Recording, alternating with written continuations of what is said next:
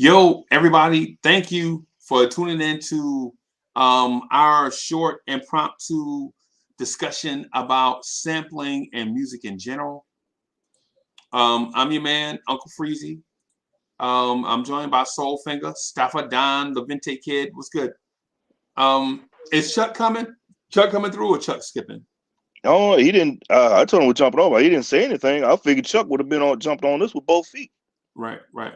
Well, I mean, yeah, Chuck Allen rocked with us for about an hour and a half on the music review. So shout out to Chuck for that. If he can't make this, man, it's okay. We just gonna, what I'm saying, rock a little bit. I just want to what I'm saying, you just go down memory lane a little bit. I gotta do some clerical stuff just to make sure no trolls jump in while we trying to have a good time. Sure. So yeah, man. But let me do this though. Let me start by asking Soulfinger, what is your experience with sampling, and how did you first come to realize what was sampled and what was an original artist's work? I was playing. What was I listening to?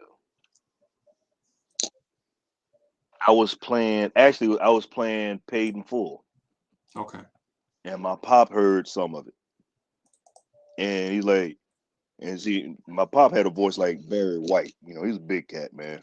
Right, He's, and he had this deep voice like Barry White. He's like, hey, is that James Brown? I was like, no, Pop, this Eric B. and Rakim Paid in Full. He said, no, you listen to James Brown. I'm like, what you mean I listen to James Brown? And then when I got, and I grew up listening to that. So when I first heard I Know You Got Soul, I didn't put two and two together. And I had to go back and listen to the album, I Know You Got Soul. And then that's when I was realizing about the whole thing with sampling. Okay. And then because I'm thinking all these beats were like originally how they put it together. I wasn't thinking about sampling nothing like that, but it was Eric B. and Rakim Paid in Full when I heard certain stuff, and it was a lot of that James Brown influence right there. And I love James Brown. Right. And then from that point on, I started listening if I can catch other tracks. Okay. Now I'm not gonna say I was around when this song came out, right? What I'm gonna say though, I'm gonna keep it a buck, though, right? The first song that I actually heard well, no, I take that back. I knew songs were being sampled, but I didn't recognize to what extent. Mm-hmm. Because I was sitting on my stoop. I guess I was about 14. I was sitting, maybe 12. I was sitting on my stoop, and I hear a dude says, and what you hear is not a test. I'm rapping to the beat. And me, you, and Squad are going to try to move your feet. I am Wonder Mike, and I like to say hello. And I'm like, yo, why is this dude talking over the music like that? Right? Because in Jersey City, rapping was out, right? But dudes was whack. And nobody want to hear nobody say, yo, why you talking over the music, B? Sit down. Cause dudes was like, hip it, hop, hip hop, don't stop. I'm my car and my girl, we been round the world. So we like, that is trash, bro. Get your ass off the microphone. Let the DJ play the music. You know what I'm saying? That's what it was like in the early days of hip hop, right? Yeah. Like Eddie Chiba and DJ Hollywood. DJ Hollywood, like, I got a fancy suit and my girl real cute. Now I'm going to make some loot. Ha! Like, wait a minute. You interrupted Good Times for that? Man, go sit down. Right? And so I guess it's about 87, 88, man. I'm like, I don't know, man. I'm old enough. I'm old enough to Stapha Don. I don't need human resources right here to tell me how old I was right here, bro. I was old enough to eat a hot biscuit without burning my lip. Right? Yeah. Right. But that boy's stupid. But listen, but I heard this song. Yeah. I heard this song come out that my uncle used to make me put a nickel on a needle. It was a Freddie Scott song, right? The dude is like, "Oh baby, you got what I need." You know, "Oh baby, you got what I need." And I'm like, yeah, I remember this song because my uncle used to play it to death. My uncle used to come in and he do the sideways shuffle. My uncle used to do the sideways shuffle, like, hey nephew, come here, Uncle Freezie, come here. Take these 2 nickels and put them on it. And what I used to do is I used to take some tape and put around the nickels to hold them together. Because we used to shoot tops. Anybody here used to shoot tops? You know, you put your change in the top or whatever, and you flick it, knock them up. But anyway, he used to always want to play Freddie Scott. And so, like 87, 88, I hear Biz Markie is singing, "You got what I, oh baby, you got what I need." You know what I'm saying? Just friend. Just a friend. Yeah. Yeah. And I'm like, yo, what is that? That ain't Freddie Scott. Because the sample thing for me was, okay, I understand rappers are going to rap to instrumentals. Mm-hmm. They're going to flip the record over because we used to do it in our yard, right? We used to do it in the yard. And so I'll give you an example, Chuck. We used to rap. We used to rap to 2 songs, right? So one is a song called Headhunters by Herbie Hancock. Because the beat was so slow, it gave you time to think. I was walking down the street and I saw this girl. "Hey girl, let me take you around the world. I'm gonna give you a pearl." And she gonna say, "Yeah, I'm a girl." We so whack, we so trash. Good man, yeah. Everybody, We so trash, but everybody was trash. Ain't nobody want to hear a dude on the microphone, bro. Yeah. Right? And so I thought that's what it was. Flip the record over, and it's gonna have an extended mix, a disco mix, and an instrumental on the other side, right? And so we used to take the instrument, play the instrumental, and everybody used to rap. "I got $10, make them holler. If they don't come today, I make them come tomorrow." Something crazy. Like that's what we used to do. Trash, right? I think we all, hey, Freeze, we all did that. Hey, we were doing that down in the booth. Hey, be some of the way. Hey, and the worst thing about it, we doing it. Hey, you saying lines like that, we saying some of the same lines. You put a draw to it, bro. Country grammar. For real. Yeah, man. Shout out to J Boogie, man. J Boogie said, "With the Boogie beats, with the beats." And now I just killed something in the booth that Steve Stout might want to cut that check. Wow. Do your thing, boss. We can't wait to hear it, man. Yeah, but the point I was making is that instrumental, just playing the instrumental, we didn't consider that nothing. We just thought, okay, Treacherous 3 rapped over Heartbeat by Tanya Gardner. Mm-hmm. That ain't nothing. Sugar Hill Gang rapped over Good Times. They ain't, you know. But when you take a piece of a record and put it on a song and add your drums and add other instrumentation, when you had, bro, when I heard You Got What I was like, yo, this is crazy. And then what really blew my mind with sampling is when I heard It Takes Two. Yeah. By DJ Rob Bass. Another James Brown. The James Brown track sample. Yep. That and Lynn Collins. Yeah, Lynn Collins. You guys.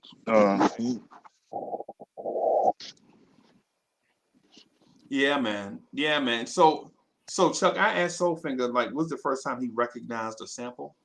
Like, when was the first time you recognized a record sample? Like something. This was not a band producing music. This is something from another artist that is used on a new artist's track.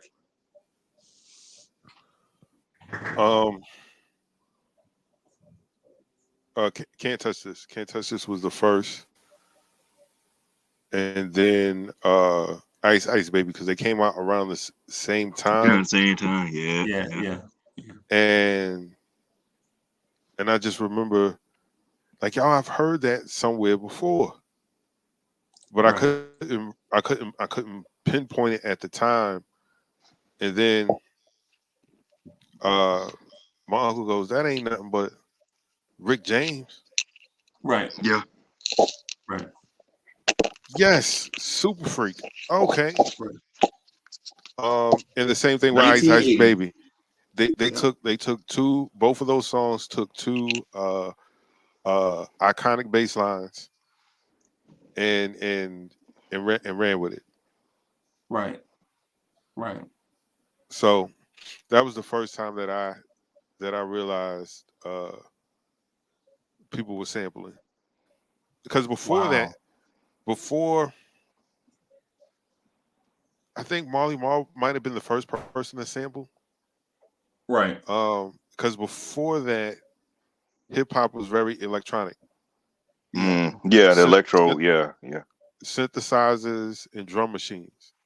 Right. Especially the Houdini Yeah. lineage. The Right, Houdini. Anybody on Jive Records? Yeah. right. And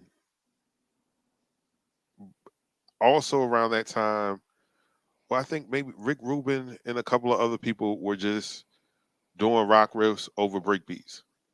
Okay. Yeah. Beastie Boys. When he did the Beastie Boys album, they had the LL stuff. A lot of Yeah. Right, Something like that. Yeah. Run DMC with the guitar, with that stuff. That Raising Hell album. Yeah. so when sampling came around, I didn't really. I just thought all these songs were original Okay. because Okay. I wasn't going back listening to it. We wasn't No, really checking for it, right? no, No. I mean, you just look. You were just going to the beats and everything were on point, but you had the lyrics, and it depends on. And then during that time, everybody was being more creative because everybody was sampling, but everybody had a different style to what they were doing.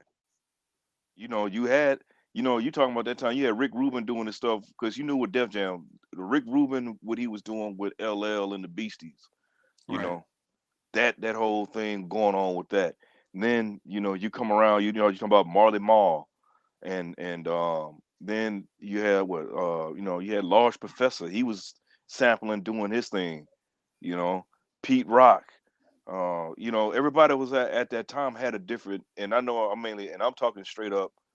Uh, Everything on the this is straight up East Coast because, like I said, I may be from the South, and yeah, we got our stuff down there, but I grew up on East Coast hip hop. Wait a minute. So you said you didn't like MC Thick? Man, You, nah, man. Only you, time I was, yeah, I was the oddball, man. I was the you, oddball back home, man. so Cats were either listening to what kind of came out around that area. There's some stuff I would listen to from around that way, like when the Ghetto Boys first came out. I was yeah. on that, you know. We had another group down out of that way, but it was mainly when you were in the bass, Nemesis. Then you Right. had Run C, who was the Texas version of Too Short.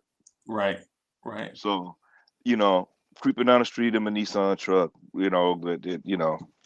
But anyway, Yeah, man. Yeah, man. It's these rappers that are lost to history, like MC Thick, cruising yeah, down the street real slow with the fellas be yelling Marrero.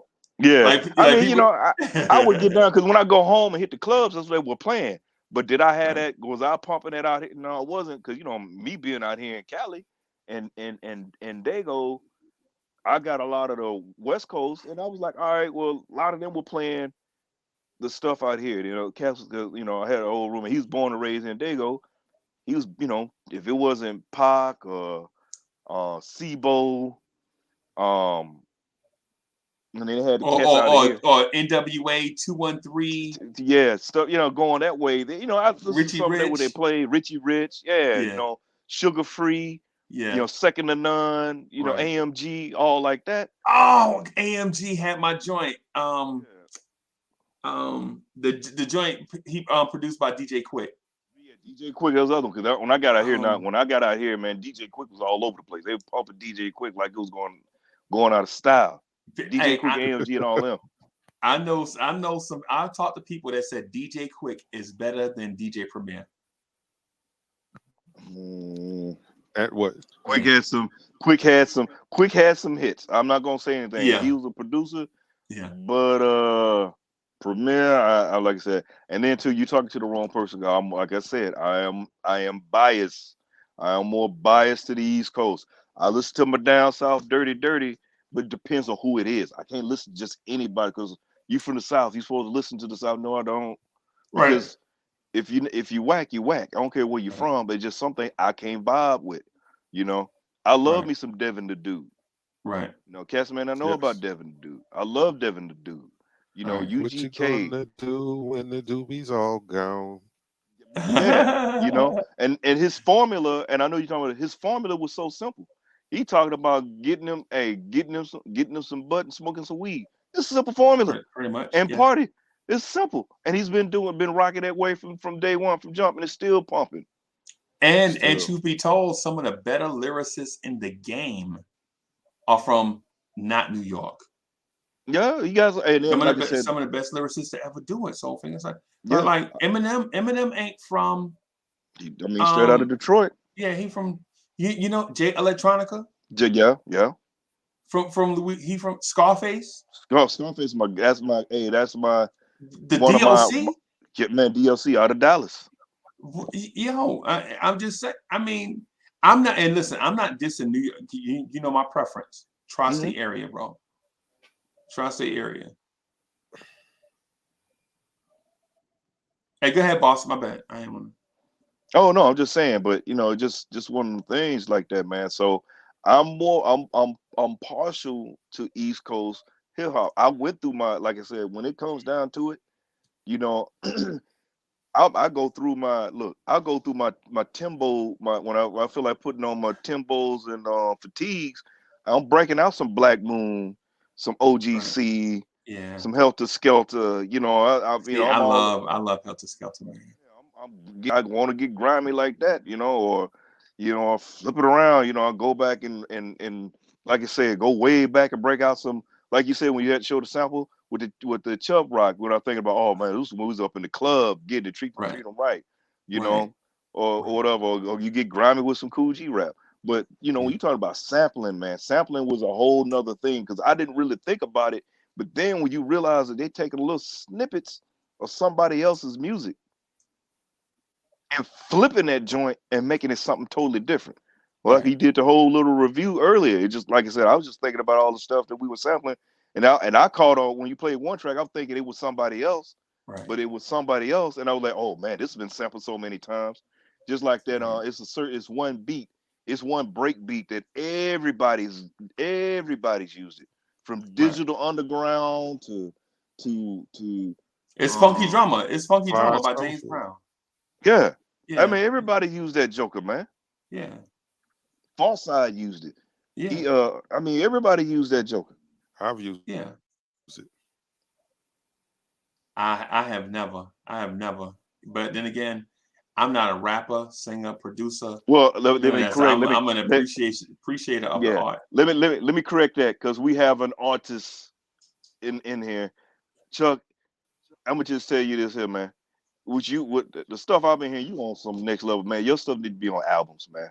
Need to be on soundtracks. Man. I don't know what he's doing. I swear. You need to have cuts right now, man. You've had cuts. Some of the cuts that you had, like I said, the one cut, I swear to you, I heard Jill Scott or Kanye Doss or Vivian Green singing on them jokers. But then you had others. I'm seeing like Nas should be laying down something mean. We should be doing like this to we ain't worthy. We ain't worthy. Hey, you know when you talk about the super producer Herbie, Herbie Love Bug and all like that? We should be talking about Chuck right now. Chuck, you right now, and I know Freezie says this was, you know, and I'm taking us way off. I'm taking us way off the rails on this, but I got to give Chuck his flowers, give this man his props.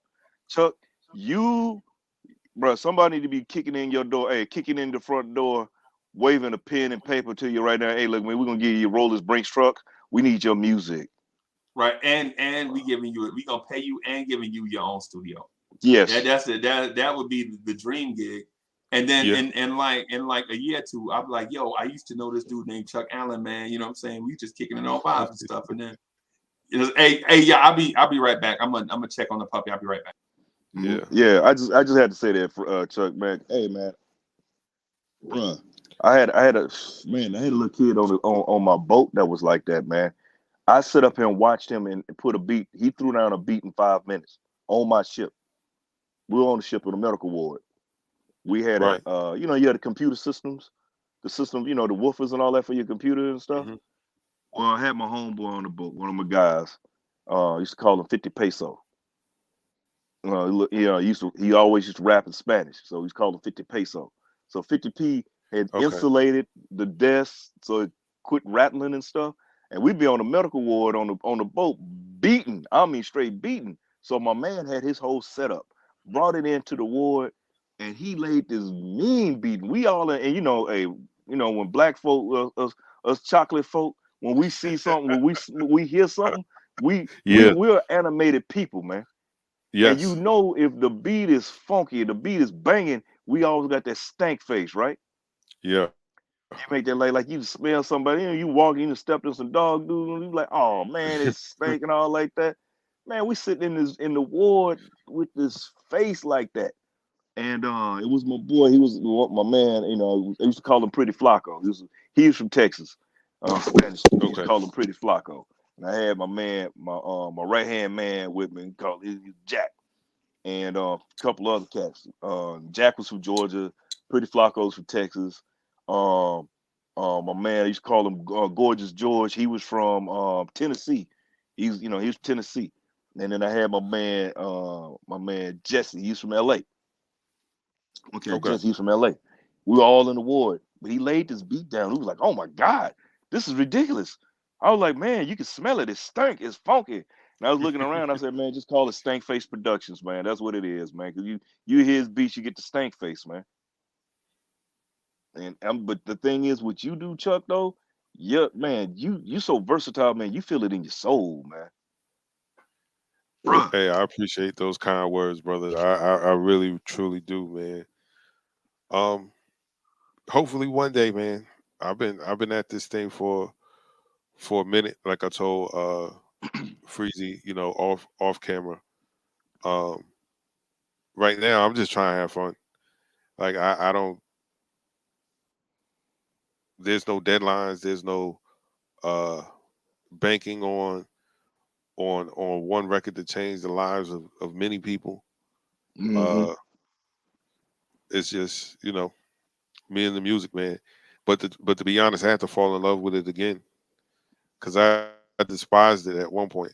Like I didn't want to hear any music because Yeah. you know broken dreams, broken promises, terrible contracts, Yeah. horrible contracts. And so I was like, man. And then uh, I stumbled upon a Nick channel one night, and I was like, let me see what these guys talking about. And I kept coming, and then Unc asked one day if anybody did music. I was like, yeah, I do music.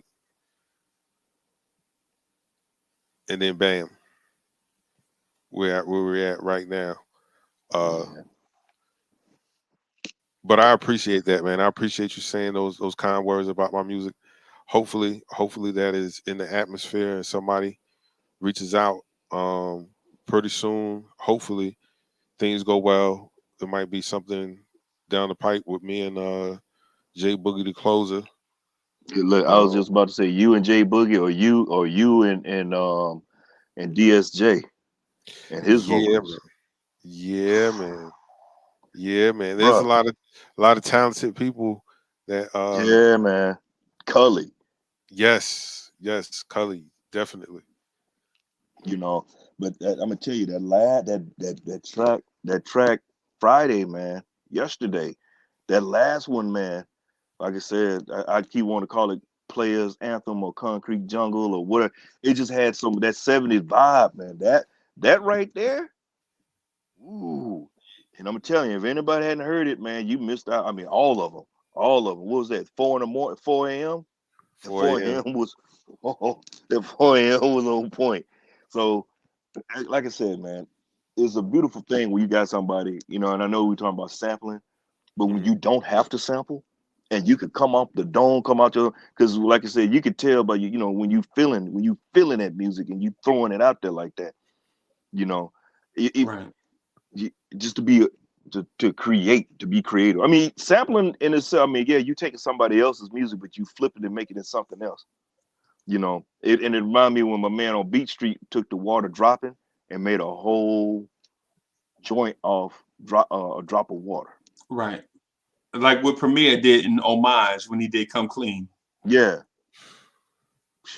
Yo, Man, Come that's Clean. one of Hey, my yo, Come Clean is so that is mean. my track. right. That is my track. When I heard it, I was like, what is this? Man, look, I heard that. I got that on my playlist when I work out. I got that on my Turning Corners playlist. I got that on my when we playing Bones. I got that. Hey, it'll come on.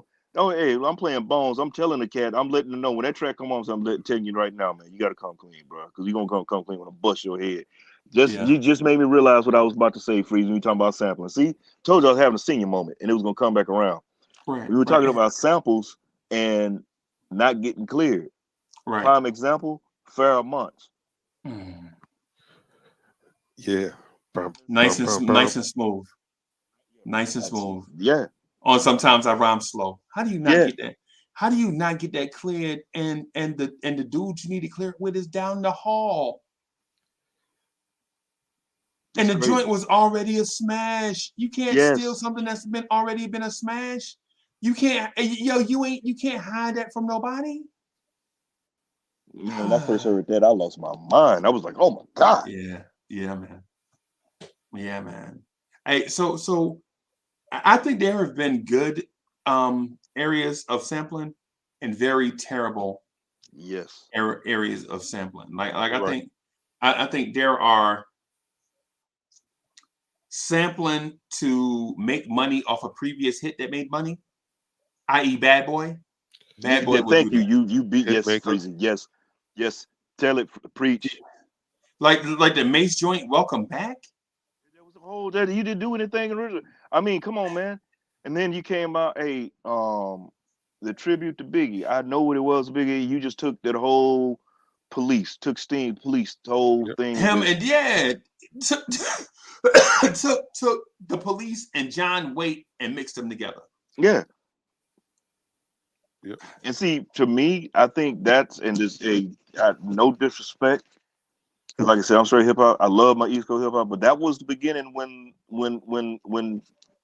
East Coast, when New York was starting to puff, because everybody just associate New York hip hop to Puffy. Right. It was going across the airwaves. Because out here, era, the shiny suit era, and that was killing. That what killed it, and everybody, and then other everybody else started kicking in the door. Right. This is when you kind of lost the grip with the shiny suit era. And I look, he lost me. That I was not rocking that, man. I wasn't rocking it because I was into that grimy. Give me that. I'm still a boom bap cat. Right.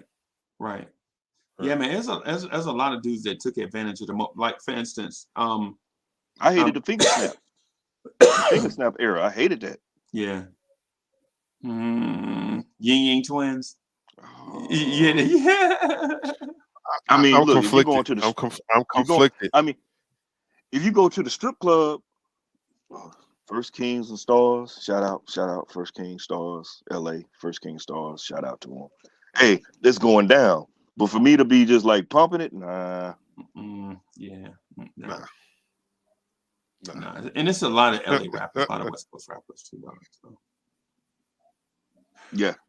It's a lot of that's where the West Coast. Okay. Yeah, they were funk. Oh no, I'm just saying they had a lot of funk. And like I said, cat, you had a lot of cats when you say West Coast, he's mainly thinking NWA and stuff like that, but you sleeping on like Hieroglyphics, Souls of Mischief, Dale the Funky Homo Sapien, the And Far Eye, Alcoholics. the Alcoholics. You're sleeping on. They even had another.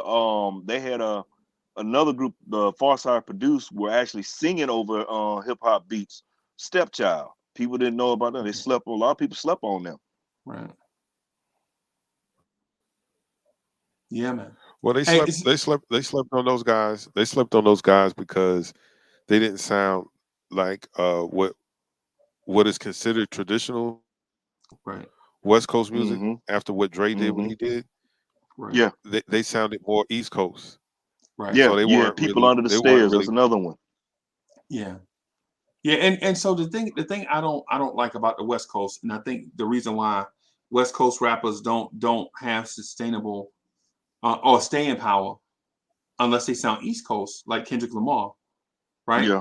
Is they switch up too much, right?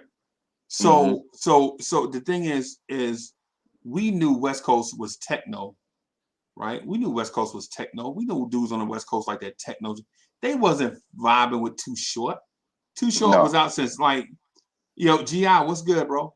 We knew Too Short been out since like 84. Oh man, yeah, 84, man. I right? remember. Look, And they wasn't feeling Too Short. They was wanting Before You Turn Out the Lights. Yeah, they wanted that Egyptian Lover. Yeah, they wanted Supersonic. Yeah, man, look, I remember Too Short. I remember first time I heard Too Short back home. It's back in Shreveport. This cat come rolling up in a Cutlass with 2 15s in the trunk, and it was Freaky Tales, and it was beating so hard. Right. And we like, and it's the first time you hearing that. I mean, besides, you had Too Short, and then you had Luke coming out with his stuff, but it was Too Short. Everybody was playing Too Short down there.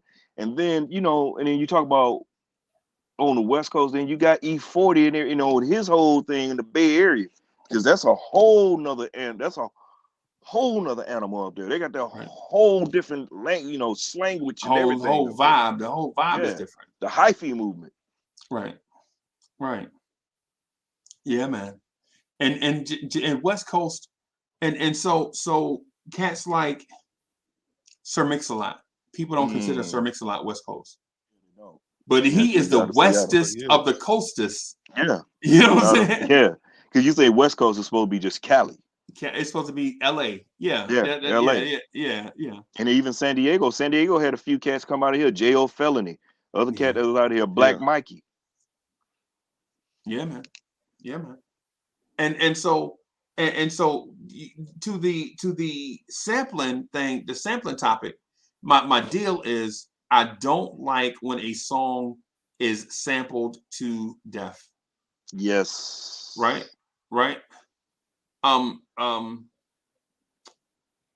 James Brown is the most sampled artist ever. Yeah. The song that was on Biggie's second album, not I Love the Dough, not More Money, More Problems. It's pull it up on my I forget, but he even had a song called Player Hater, which is remember that Player Hater? Yeah, you like, come on, bro. On the flow. So I know you've been wrong. So even though I like Biggie and I know he was having fun just doing that's just a random studio track, they were just cutting up having fun. But man, come on, man. Yo, at some point we got to go to Diddy and be like, Diddy, listen, I know you want to sell a bajillion records, right? And I know our fan base don't spend money, right? We spend money on stupid stuff. Like instead of buying Chuck Allen album, I'm gonna go out and buy me another pair of Jordans. You know what I'm saying? And you're like, but bro, you already got 10 pair of Jordans. I mean, what do you want? But the new ones come out tomorrow, though, bro. Yeah. Wait a minute. So you gonna bootleg Chuck Allen stuff and go buy you an 11th pair of Jordans? Yes.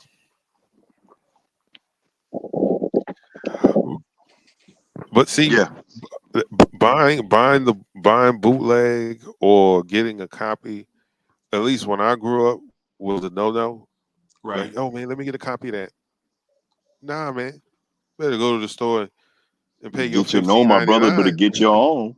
Yeah, once it got to about the 90s, once it got to about the 90s, Chuck, because when in the 70s, we weren't really trying to buy nobody's stuff, and they knew it. Yeah. Like you could have been hot as listen, man. You could have been hot as Tabasco, right? And you could have had the tape in front of my face for a 50% discount. I'm like, nah, bro, I'm good. I'm gonna just let my man Keith from across the street buy it, and I'm gonna make a million copies of it and pass it out. Like, why? Artists don't get fed off that. I ain't got nothing to do with the business. I got to manage my personal economy, right? You know what I'm saying? But by the time the 90s got here, the game didn't change. Yeah, because we knew these cats was coming out and they wasn't getting paid, but the record company was getting paid. Yeah. See, then we was like, okay, all right. See, now I understand. Now I understand. Like the thing with Slick Rick and Fox, CBS, whatever it was. Remember the first level Slick, the label that Def Jam scooped up, Fox, CBS, whatever. Remember, Slick Rick album didn't come out on Def Jam. It came out on CBS something. Yeah. And so, yeah, man, Slick Rick ain't hardly make no money, and that album is a classic. Yeah. For its time. And the record company pockets fatter than them, like they got the mumps. Right. Yeah, man. But to the point though about the samples, I was gonna say, man, is some artists are so lazy.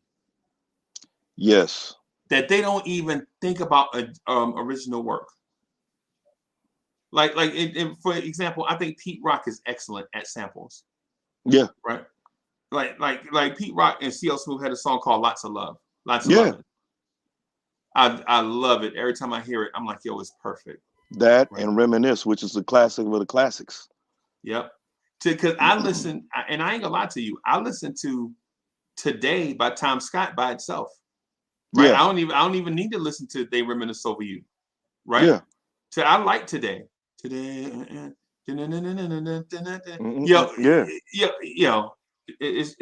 crazy. I listen to that on its own. Right. But then you got some that take the sampling to so I'll give you an example of a song that I hate and a song that everybody loves. It's a song called California Love by Tupac. Yeah. Well, of course I've heard it a gazillion times being in California. And I actually like the remix. A lot of people like the original. I like the remix of it because there's a little more Dre to it. Right. But they don't play that. They don't play that one as much. But I understand what you're saying because it wore me out too, Freeze. I hate the song because they sampled 3 songs, smashed them into one. It wasn't nothing to because that song California Love, the first thing the bass line. Yeah, that's a one-way bass line. It's one way, isn't it? No, it's woman to woman by the dude that sang the Wonder Years theme. The dude that what would you do? Yeah, Joe Cocker. Joe Cocker, yeah. It's Woman to Woman by Joe Cocker, right? It's also Knick Knack Paddywhack by EPMD. Yeah, right? It is. Yeah. EPMD used it on their first album, introducing a new rap artist named K Solo. K Solo, yep. Right. Yep, I remember that. Yeah. It's the song where K Solo had so many bars, they had to fade the song off, and he was still rapping. He was still rapping, going. Yeah. Yeah, and I was like, yo, the dude got so many bars, they had to cut the song off. You know what I'm saying? But that was the first time ever hearing somebody go out like that. Yeah, man. And yeah, man. So I'm not a big because it's okay. So don't nobody know who Ronnie Hudson is, right? It's West Coast pop rock, right? Nobody know that, but whatever. You know what I'm saying? And it's another song. So it's Woman to Woman, West Coast pop rock, and another song. Chuck, you know what the other song is? I can't remember what the other song is. We were just talking about this the other day. I can't remember.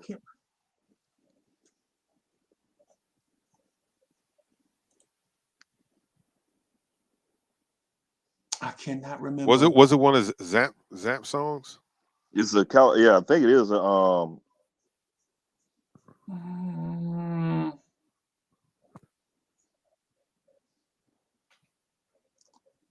Is it a Zap song? Okay, they saying this. Okay, well, I'm on Wiki and it's saying it's smashed together. Woman to Woman, West Coast Pop Lock, and Dance Floor by Zap. But I don't remember the Zap floor, part. Yeah. It's the bait. Doom doom doom doom doom doom doom doom doom doom.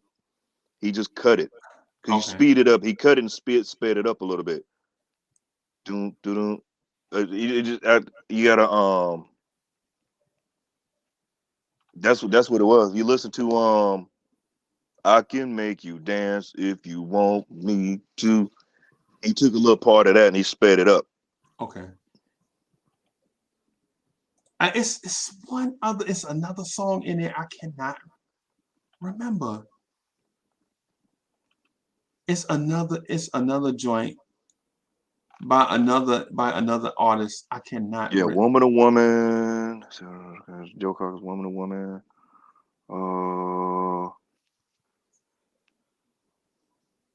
This is mainly saying Joe Cocker Woman to Woman, but it's one more song. I cannot. Hold on, I'm trying to look in here now. But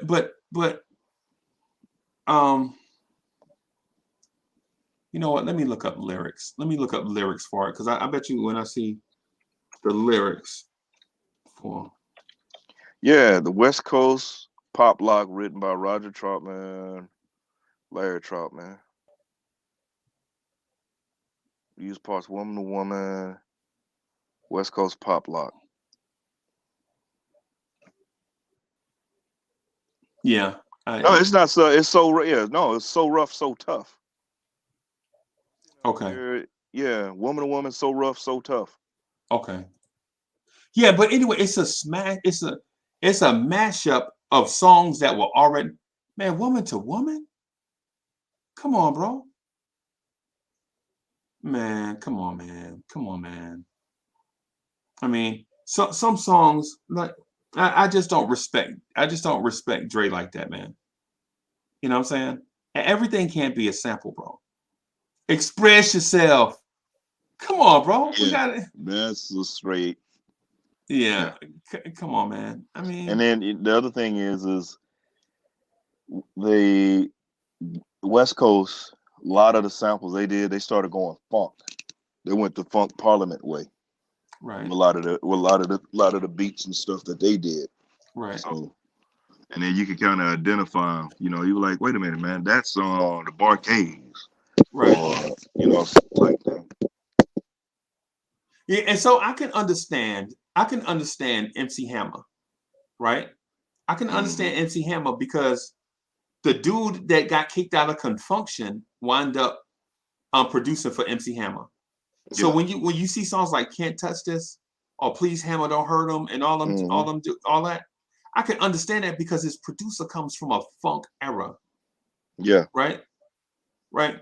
Look, like I can understand Larry Smith with Run DMC and Houdini with the heavy drums and with Houdini the melodic stuff. I can understand that. The heavy drums and all that stuff. Right? Because Larry Smith come from the Curtis Blow era. You know, basketball is my favorite sport. I like the way you do it, up and down the court. You know what I'm saying? Yeah. Yeah. So I understand. I understand the Run DMC part following that, right? But with some of these people, they just like, yo, my daddy said this was a smash, and then you just take it and rap on it. Well, see, I got a good like Be Legit, Ghetto Smile, but he actually had Daryl Hall singing on it, and you know, he cleared it out there. So and that was another. Now out here, that was like a summertime anthem out here, Ghetto Smile. You know, from Be Legit, coming from the Bay all the way down here on the southern end. You know, a lot of cats are pumping that. Right, and so the joint that Jay Dilla did for Common, The Light. Yeah. when you got Daryl Hall singing Bobby Caldwell part. Yeah. You like, yo, this is like Blue Eye Soul reincarnate right here. Cause Daryl Hall, the irony is Daryl Hall and Bobby Caldwell are probably about the same age. They came out around the same time. But while Bobby Caldwell was hitting, what you won't do for love. You tried everything, but you know what I'm saying? When he was out, Hall and Oates was just about to take off. Just right at just that. About. Yeah. You know what I'm saying? Yeah, man. So with the sampling and stuff, I like sampling. I just don't want to be drowned by it. Right. You feel me? I like artists to be, because I heard a reggae artist one time, man, made me so mad. I started to slap the DJ across the head. This reggae artist, and this is my impersonation of it, right? This is an original. Real love. I'm searching for a real love. Yeah, right. Bro, what the? Wait a minute. You gotta realize too, Freezie, with them, it's all antics. Bro. They know that's not original, but it's just antics like to hype up the crowd, you know? Bro, the original joint has only been out for like 8 weeks and is flying up the charts. Mary J. Blige sing her heart out. Real love. Yeah. And a reggae dude, come on, like, this is an original. You know what I'm saying? You're like, what? Bro, come on, man. Come on. It's like this song I didn't even know was original. It's called Three Green Apples. Okay. Right? And the reggae singer that sung it, his name is Dennis Brown. But it was an original, but I can't remember the artist's name. I think I know. But that was the first time I heard that was a sample. I thought it was his song. Right. But Little Green Apples, yeah, that's the name of it. Little Green Apples. I never knew that somebody sang that song over. Who's your favorite reggae artist? Like all time, or just like in this current moment right now? Of all time. Of all time? Ah, boy. I will have to say, boy, Freezie put me on this spot. I will have to say, boy. Steel Pulse, Wailing Souls. Nah. If you want to go reggae, I will go reggae, not dance hall. Right. I will go I'll go Dennis Brown. Okay, because it's easy to say. Everybody gonna say Super Cat. Nah, he's dancehall. He's dancehall. Right. And a strong second will be Nah, Mad Lion is an American New York artist, reggae artist. No, the second person I would think of is another dude called Gregory Isaac. Gregory Isaac, I know. Gregory Isaac. He said Soulfinger said his name wrong, not wrong, but different. I know him, Gregory Isaac. Not the American singer, the Jamaican singer. You talking about the reggae artist, the old man. Okay. Right. Yeah, right. I know you're talking about. Okay. I didn't mean to say you said it wrong, bro. I meant to say I'm wrong for that. I didn't mean to be disrespectful. What I meant was you saying it different in a different way. So it's like when I hear it, I'm like, who? But I know. I didn't take it no way. I ain't taking no. Okay, man. I appreciate it because that wasn't the intent. I'll just No. One of Gregory Isaac's biggest hits was Night Nurse. Night Nurse, yeah. Yes. And a couple more he sang too. But when you come to dancehall now, I gotta go with Bounty Killer, man. Yeah. I got a couple of Bounty Killer CDs. What you got? My Experience. You know what? I got to go back and look and see what's one because I ain't been in my CDs so daggone long. I'm telling you, that's probably it. That's probably it. The My Experience album. So what's the difference between dancehall and reggae? Reggae is a more slow pace, and dancehall is a more fast-paced, young people music type. You know what I mean? Like Burn Wayne Wonder. calories and sweat a lot. Winnie Wonder will come in as like an R&B singer. Okay. He What will about come in Maxi at Priest? Maxi Priest will come in. Maxi Priest is a singer also too, a reggae singer. I look at Freezie's face. I just. Look, some of these dudes be trash, bro. So I'm trying not to call Maxi Priest trash, bro. I'm trying not to. No man, he is a veteran in the business, yo. That's a he all right. He had some big hits, bro. Big hits. But just Coming out of England. I just called Freezie on some stuff before you told me like not Maxi Priest. He just. I want him have couple songs as hits. I ain't gonna lie. I prefer Michael Rose. Yeah, well, he's in Florida. He lives in Florida. Yeah, but I just. He's from the group called Black Guru. Yeah. I'm saying because the joint. Guess who's coming to dinner live? To me. Yeah, man, I am. Yeah. Guess who's coming to dinner live by Michael Rose is comparable to No Woman No Cry by Bob Marley live, in my opinion. Yeah. You know who is the next big reggae star too? Like internationally? Oh shit, the name was just on my tongue. Oh Shaggy. my god. No, not Shaggy. I'm No, not Shaggy. I'm talking about a reggae singer, yo. Sean Paul. No. Sean Paul is dancehall. I know, man. Damn, what his name is, yeah? It will come to me. It will come to me. He was just on my mind, yo. But he is internationally known too. Even Steel Pulse too. Steel Pulse, man. Look, Steel Pulse. They big too. I had a good time. That Earth Crisis, man. That got me through many of deployments, bro. Right. Yo, why don't we respect women in the game? I respect women. I respect ladies like Queen Ifrica. Okay. I respect ladies like Tanya Stevens. Okay. If you know who that is. No. Lady Saw. Even the new ones now, like Spice. And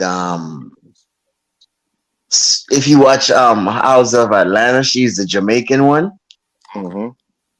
Right, she name is Spice, and then you have Shensia. I don't know if you know Shensia. No, Shensia. I can't get them on mainstream radio, bro. No, well, yeah. Shensia had a song with what's that dude used to be on Cash Money, and he was like the first one to leave. You talking about the little red boy with the plaits? He live on the West Coast, I think. Yeah, man. Oh man, I get old because I didn't get down because I wasn't down. I didn't really deal with Cash Money. Cash Money. Yeah, I was certain people. I was too big on Cash Money at the time because I like certain people off No Limit. So Fiend. You was a No Limit soldier. I was no limit soldiering up before Beats by the Pound left. Okay. Right. And I think she got a song with 21 Savage. Okay. So yeah, she's the next reggae singer. That's good. You like Richie Spice stuff? Yeah, man. All of them is conscious artists, yo. Yeah, conscious. Now just conscious reggae. Now, when you talk about Richie Spice, he's a conscious artist. You know. But that's the thing. I thought reggae by nature was conscious. Yeah, but you have different elements of reggae, right? You have the conscious side, you have the R&B side, like your Wayne Wonders, your singing melody, Maxi your Priest, your Maxi Priest, your Gregory UB40s. Isaac. Yeah. No, UB4. I mean, he only had one hit, Red Red Wine. Mm-hmm. Yeah. That was the only hit he had. Right? Yeah. You had groups, I mean not Same groups, thing with but Mad Cobra. Mad Cobra had one song, right? nah, you bugging. Mad Besides Cobra. Flex, you probably talking about Flex. That one Because came and blew up. I don't know. Flex was an international song. Man, they played that in the Plus, spot, so they used to play that out here all the time. plus he had a Everybody was hit trying to with flex Tony and flex. Braxton too. That one with Tony Braxton took off also too. Okay. The one Maxi Mad Cobra had too. But when you talk about, as you say, reggae is different elements. You know, you got the Capletons, which is a next conscious artist. Whew. You remember them? Yeah, I mean, he had a song with Method Man back then too. That's when he and then funny thing about it, Little John sampled some of his music too, and I think probably produced some of his music too. Yes, because the tour Lil Jon remix. Yes, Freezie, yes. Then, you know, the thing is, everybody think of Lil Jon mainly think about when he was coming out with his crunk, with all his crunk music and all like that. But actually, Lil Jon has been producing a lot of people. He was in a bad deal though. If it wasn't for Too Short, Lil Jon might still be in that deal. Too Short just went to him. He was like, "Yo, I know you in a bad deal. I just bought your rights." And Lil Jon was like, "Yo, what you need from me?" And Too Short was when he like, came up with that blow the whistle. Nah, this was before that. This was like 92. This is like 92 when he did that. Oh, 90, 94 or something like that. Oh.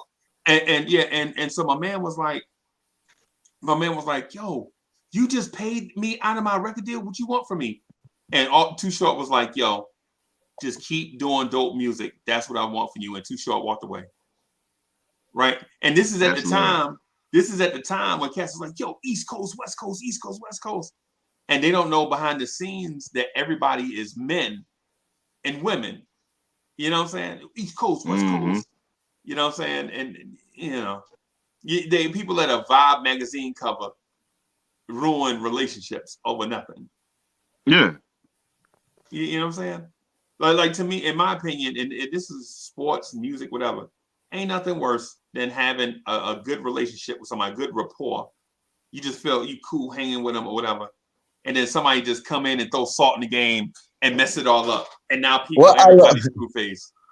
What otherwise know about brown skin? What you know about that song, otherwise? That Richie Spice song, when that song had came out, it was So who big. Your favorite? So who your favorite, bro? I didn't hear you say who your favorite was. No, I told you my dancehall favorite is Bounty. My reggae favorite is my reggae my reggae favorite will have to be Dennis Brown. My conscious reggae artist will have to be Capleton. Okay. And as far as like a singer type, I will have to go with Sanchez. So like you got four favorites. So you got four favorites. Right, in four different type of reggae genres. So you Neapolitan right now. You strawberry chocolate. No, listen. When Freezie, I say my dancehall, I say my reggae conscious, I say my singer R&B conscious. Right. Because it's all different categories. Okay. So right? Hey, Stafford, I'm about to mess with Stafford. Stafford, that kid that go into 7-Eleven, see a Slurpee and get all the flavors. All the flavors in one cup. All the flavors in one cup. And his hands all sticky. Just stop wiping your hand on your shirt. You know what I'm saying? I was saying real quick I was just kind of looking at something real quick before I forget it, have another senior moment. Bob James, Nautilus. We'll come back to that. Just remember that Bob James Nautilus. Okay. I don't know who that is. Okay. This is going along the line with Freezie talking about with sampling. Just remember that Bob James Nautilus, and we'll come back to it. Just keep that name in Okay. And so what I was gonna say, man, about like your favorite artist and all that. See, mine is simple, right? I'm keeping mine right to the point, bro. I think that one of the greatest bass lines in music history is the bass line to "I Shot the Sheriff." I shot the sheriff. Yeah, if you play bass guitar, The deputy. yo, like if you play guitar, right? If you play instruments, like if you play bass guitar, when you play that, when you get it right, you like, you getting it right, you like, oh my God. right, yo, it's like you cannot believe. Like for instance, I'll give you an example. Right, I learned how to play a joint called "Sweet Home Alabama" on the guitar, right? And so when I play it, and then the transition, and so when you play it, you like, oh, because you know the dude that created a masterpiece at the time, and probably knew it. You know what I'm saying? And like the dude that did the dude that did I Shot the Sheriff bass line. Just doing the they probably just jamming because Bob Marley has a song called Jammin', and it's like, no one jamming with you. They just jamming, right? And that's how they came up with music. And so they probably just jamming, and the bass line come up, and my man just do it a couple of times. Doom, doom, doom, doom. I forget the name of him, but he is big time. Right. That same guitarist who you talking about. Right. The bassist. Yeah. Yeah, he played in a lot of concerts for big artists. I know I can't think of his name right now, but yeah, he official tissue. Yeah, man. Yo, because when you create something and you know it's a masterpiece off rip, you like, shit, I know they're gonna rock to this. Bob, come over here, I got something for you. And you just play a few licks. Just slapping the guitar, play a few licks. And my man's like, yo, I already had this joint. You know what I'm saying? Because when I listen to "I Shot the Sheriff," right, all I hear is, all around my hometown, they trying to shoot me down, right? And I'm like, oh my God, this is already gonna be dope. Ain't no samples, ain't no girls singing over the artists, ain't no drummer in the back trying to get his shine on, trying to, you know what I'm saying? All it is the bass line, a little percussion, and everybody waiting for their part, right? And the dude with the ink pen says, all around in my hometown, they trying to shoot me down. So you already know a rip. You already know a rip. This is gonna be classic. You can't just throw trash on that, right? It's like, Chuck, you remember when we was talking about "It Takes Two" by Rod Bass? Remember that? Remember how we was talking about that? Yes, and sir. I was like, yo, he kept the lyrics super simple because he didn't want to stomp on it and trash it up. He didn't want to cut it, right? This right, but "I Shot the Sheriff," a dude he was like, yo, this music is so dope. I gotta make it iconic. You know what I'm saying? He was like, he couldn't be like, yo, I'm gonna just talk about smoking weed the whole time.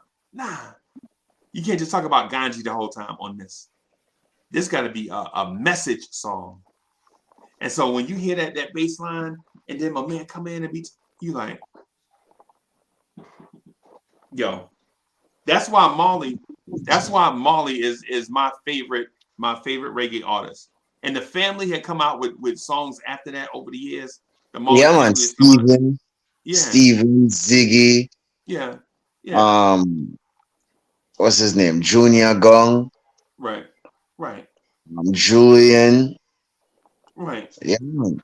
Yeah, and big songs too. Big songs. Yeah, and listen, they talented, right? They talented. But when it comes to something being iconic, bro, when you hear that, I would listen to. I like a lot of them, right? I I like how romantic they get, like talking about love and on some of these joints about how they legit step into a world, no pun intended, of you know what I'm saying, hey, I'm gonna bring you to this place where I'm at to share my experiences with you. I appreciate that because a lot of it is dope, right? But then pulling you into this world of geopolitical strife when you are a targeted man and your hometown is against you, but you're a man of the people. You the people champ, and the government don't like you, and you just got the pen, and you like all around in my hometown. You know, you're like, oh my God, this is fire, bro. Hey Chuck, am I romanticizing that too much? I don't think you romanticizing it, but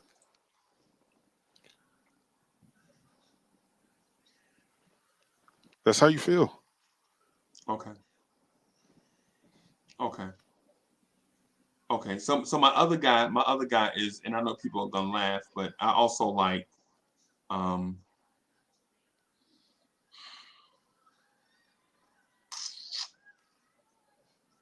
I'm gonna say this, and I know y'all gonna think that I'm nuts, but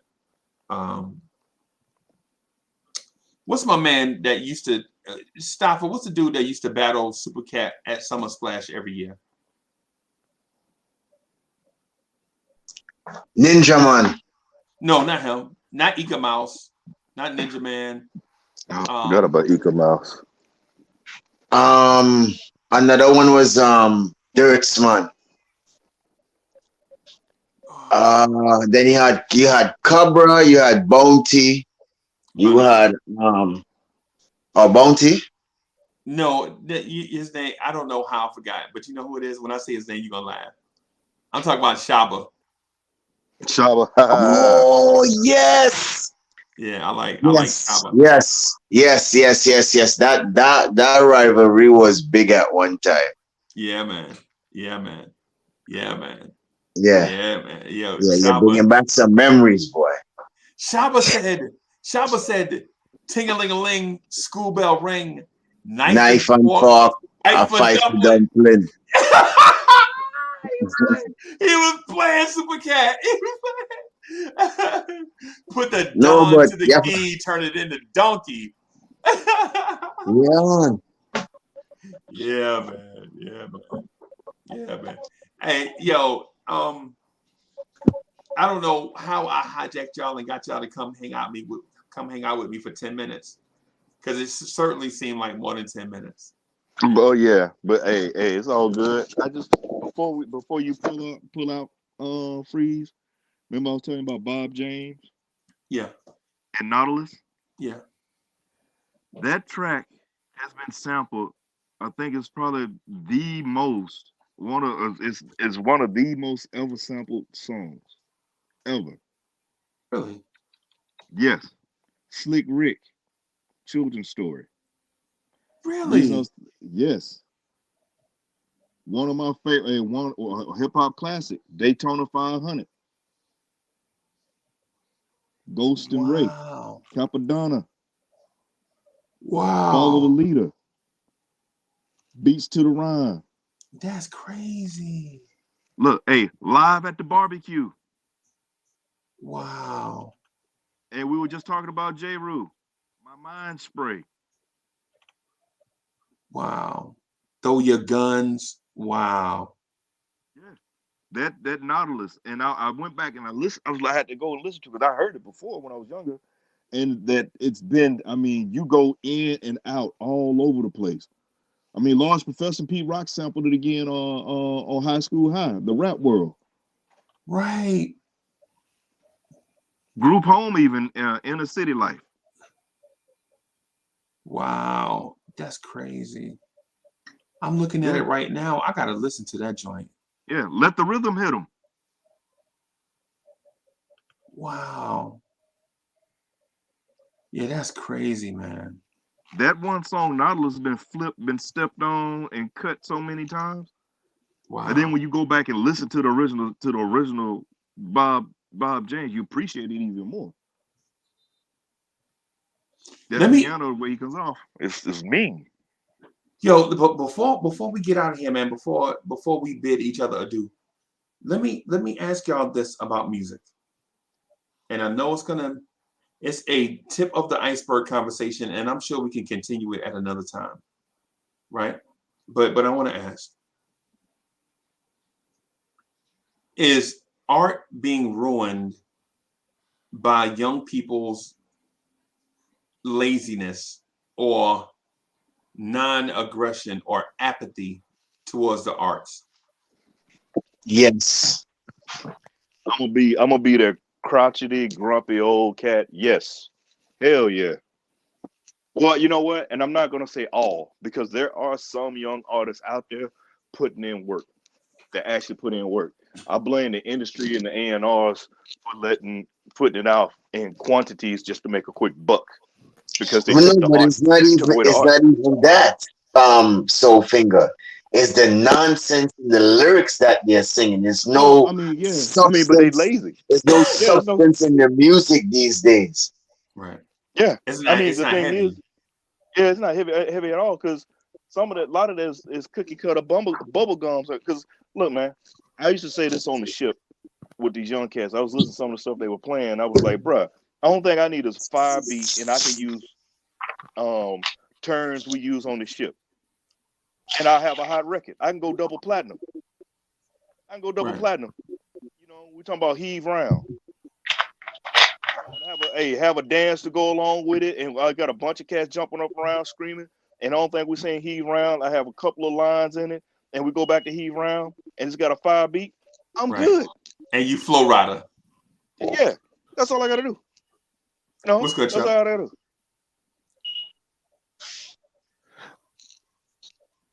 What'd you say, Unc? What's good?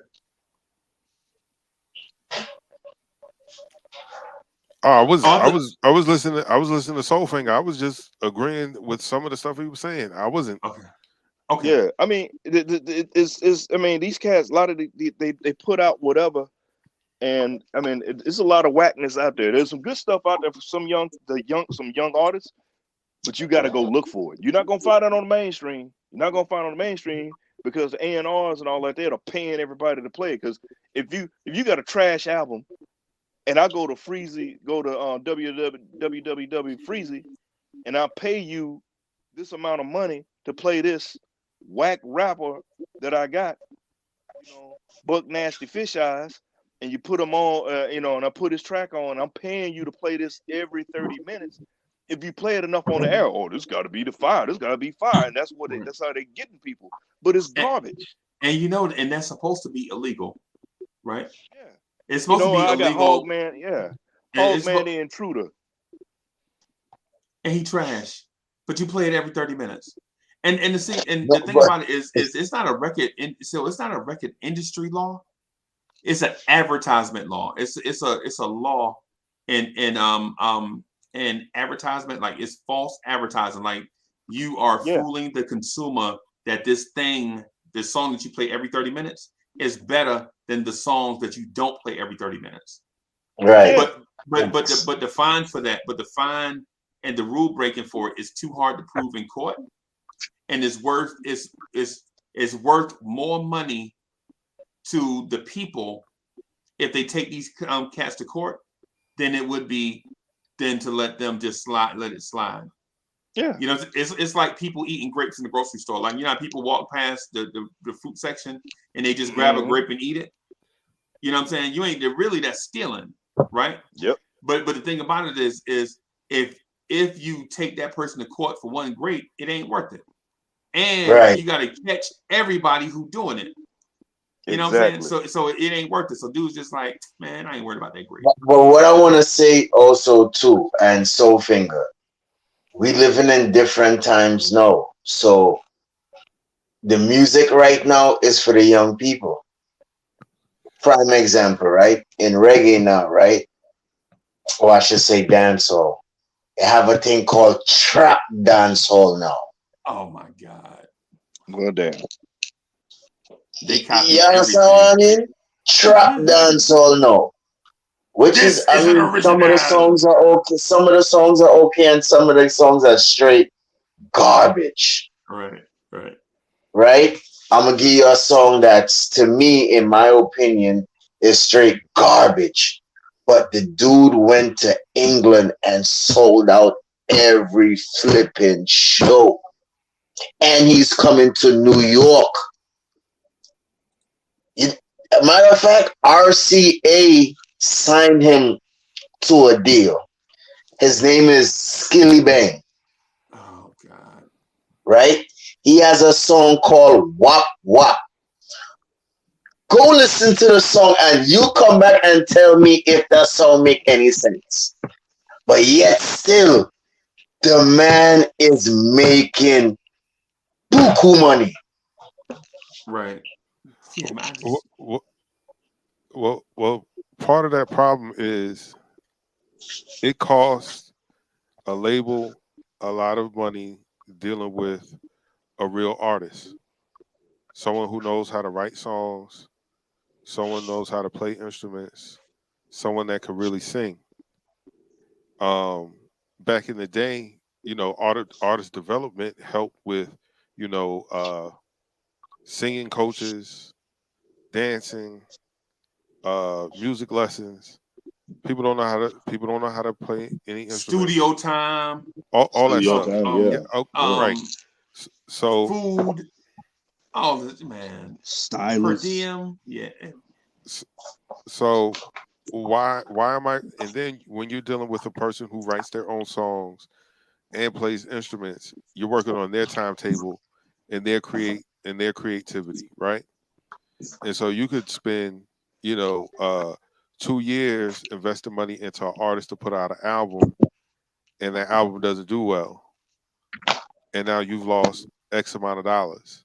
But if you have a bunch of, okay, how can I put this? Okay, instead of buying the Duracell batteries, they buy the store brand from Dollar The General. Everlast Not batteries. even Everlast. Not even Ever Everlast. ready, never ready. They just say battery. Yeah. They just say battery. Battery. Yeah, You man. get 20 of them for $4, and you like, oh, Chuck this is a stupid. deal. But as soon as you put them in something, they're good for a week or two, and then that's it. They're disposable, so they get disposable talent. No, Mm. no one's original. Everybody's is a bad imitation of another bad imitation of a bad Yep. imitation of a terrible artist. Everybody, Little Wayne is a terrible Don't get me started. imitation of his old self. Like, so like Young Thug Oh my God. is an original to whatever he does, right? But here comes a label. We got to get another Young Thug, but they won't go get a Young Thug. They'll get a young bum and call him Little Thug, and then get some basement producer who does, 50 beats an hour. And it's Throw some all the 808s same. behind him. Get him Same saying sounding something beat. catchy, and then we're out of here. Listen, Mm-hmm. man. The attention span of folks have dwindled.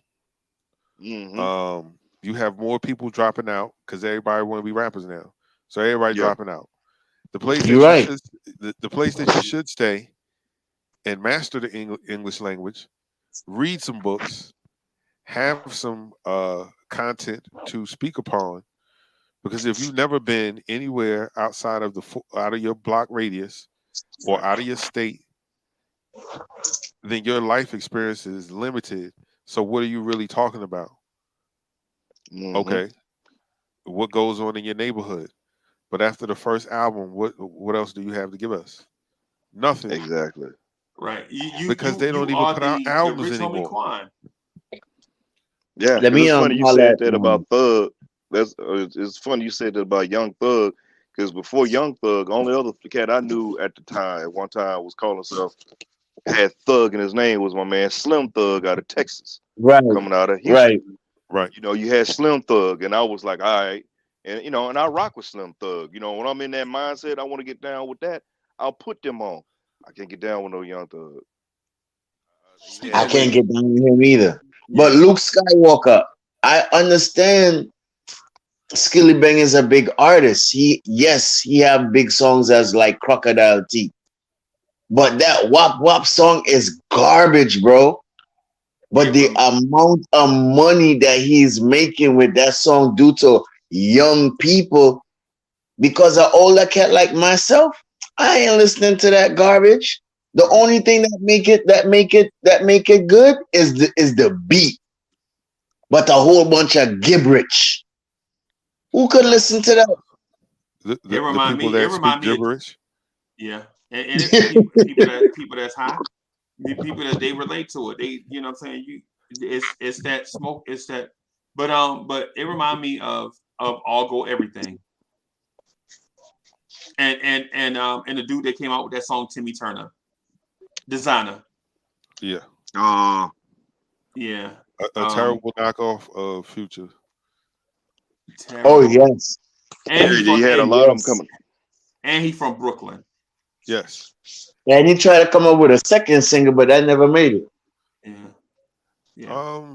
Nah, because he got used for what he was. He was a gimmick, and Kanye attached himself to the gimmick because the gimmick was hot. Kanye puts this kid's song on his album, and people go and get it.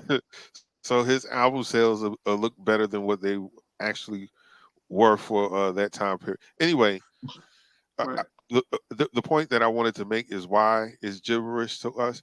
Like, all of you gentlemen on the panel right now have children, and they once were babies, right? I'm talking about arm babies, still breath smelling like Similac. When you held your son or your daughter, you talk to them with baby talk. Right. Look at you. Look at that little baby, baby. Oh, love it, baby. Right? Because the baby don't understand, but the baby be, cheesing with nothing but gums. Right. Loving it. Right? Right. And you know, I used to sound like ODB when I used to talk to mine. Yeah. Yeah. Man. Hey, yeah, I'm sorry. Go ahead, Chuck. No, I was just going to say kids are entertained by that. That's why they can watch something like Shark for 12 hours because it's catchy. Oh my God. My daughter it's simple. She loves that song, right? Yes. But the song is nothing. It's just sharks. Baby shark. That's all it is. That's it. It's the most simple thing, but it's catchy, and the children love it. The kids love it. Why? Because that's what they can wrap their minds around. So these kids aren't going to ever be deep on the mic or have any real creativity because they have infantile mindset, and so they're going to keep regurgitating this nonsense because the people that are listening are babies themselves. And so babies can sit there and have them conversations, and you be like, man, them kids is really in a deep conversation, but neither they chopping it up, yeah. But neither one of them can put two words together. They just be da. But they be feeling it. They body language. They be vibing. You know what I'm saying? Yeah, I get you. And for the record, Designer had 2 mega smashes. Panda. He had Panda and Timmy Turner. You know what I'm saying? So yeah. So but anyway, guys, I'm gonna get out of here. I'm gonna try to do a KMD in the morning. If the puppy don't do his thing in the cage, man, I'm gonna try to get up and do a KMD. Bro, if you get on, I will be up because I'm working tomorrow morning. Okay, no doubt. If I gotta take that cage outside and spray it down and all that stuff, yeah, man. Then you know I ain't hitting a lick at a snake. It's a wrap. Yeah, man. But anyway, gents, thank y'all for coming through, man. We got to have more conversations like this one. You know what I'm saying? The reggae conversation, definitely. The production, the music business conversation, we definitely got to have that. I learned a lot on the reggae side of the house. Yeah. I had to go look at some artists. Yeah, man. Yeah, man. and so Staffa, when it comes to the reggae conversation, is Bob Marley and them. I don't name nobody else. It's Bob Marley and them other artists. And that's saying something because I like Peter Tosh. But I like about 4. I think Peter Tosh has 4 great solo songs. Right? Yeah, man. Legalize it. Yeah. Legalize it. Yeah. There's a couple of more that can't come off of my head right now, but yeah. Yeah, but right. Man, like Yellow Man Freezie? My man, no. What you know about Yellow Man? Yo, you surprising me tonight.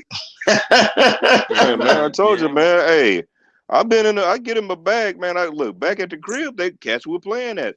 People don't think that you from Louisiana, you don't get down like that, man. Look, we play music.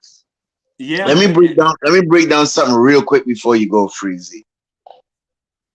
Barrington Levy, Junior Reed, Barrington good too. Levy. Barrington Levy. I like Shaka Demus and Pliers. Also. Yeah. So there are some. That's Richie Spice's little brother too. Okay. But what I was about to say with Yellow Man is that you remember I was saying that the music, the young people music that I say is garbage, that the trap dance song. Right. Same thing as Yellow Man. He was bringing in the slackness at them times when he was coming out. Right. And he was called the king of dancehall before Beanie Man claimed himself to be king of dancehall. Yeah. So it was Yellow Man was the king of dancehall at those times when he stopped bringing out all the slack songs, and you know what I mean, he was the one. Sim Sima. Sim Simma, not Sim Sima. Sim Sima. Yeah. Sim Sima. Hey, Freezie, you don't want to hear a bunch of cats from the boot trying to say that. Sam Simmons. Sam. He ain't want to hear that Carolina at Sim Sima. Yeah. Sim Simmons. Yeah. And especially when you got a cat with a bow-legged tongue trying to say it, bro. It's all bad. Yeah. Man. Oh yes, Jimmy Cliff. That's the person I was trying to remember. Jimmy Cliff. That is the next big international. Luke Skywalker. That was the person I was trying to remember. Freezie. Okay. Jimmy Cliff, a big artist also too. I think he got a couple of soundtracks that got paid. You remember Cool Runnings? Yeah. Mm-hmm. Right. He had a soundtrack in that too. Okay. Hey, next time we do this, man, maybe we can talk some production stuff. Just like straight up, like, what goes into an artist writing a song? Do you just come with words on a sheet of paper, or do you hear the music and then drift away with the ink pen and pad? Maybe that's something we could talk about. Maybe we'll do this again in July or August or something like that, or whenever we can do it. Just say the word, please, and send out the link, and just let us know. No, yeah. Like I said, I'm always trying. If I'm available, I'm jumping in. For real. Hey, anybody talk to Ron Cleveland? Talked to him early in the week. He's actually tomorrow. He's actually doing a service. He's actually speaking. So, and he's been on the, he's been in his bag writing and getting himself ready to do that for tomorrow. Okay. Well, he's a pastor? No, he's not a pastor, but he's speaking at his church. He's been writing. He's going to be speaking on a topic at the church. He's been deep in his bag and getting it all together. I feel like such a heathen. Because every time I see the brothers be trying to get their life right, man, do the right thing, I've been like, light-skinned chick look like Michael Jackson, and a dark-skinned chick, man, I'm a buzzhead, man. But no, I got you beat on that, Freezie. You remember Vampire in Brooklyn? Yeah. He went to the church. Yeah. I remember. Bust out the leg. Damn. So going to the face. Yeah, man. I gotta get my life together, bro. But anyway, thank y'all, man, for coming through. I'm gonna try to do a KMD in the morning. All Right. right, I'm gonna try to do that, man. And then, you know what I'm saying, we'll see where things go from there. And if I sleep through the alarm clock, that means the puppy slept through the alarm clock. You know what I'm saying? So that'll be a good day, man. But thank y'all for coming through, man. Thank y'all for hanging out, man. Let me get out of here. Peace, y'all.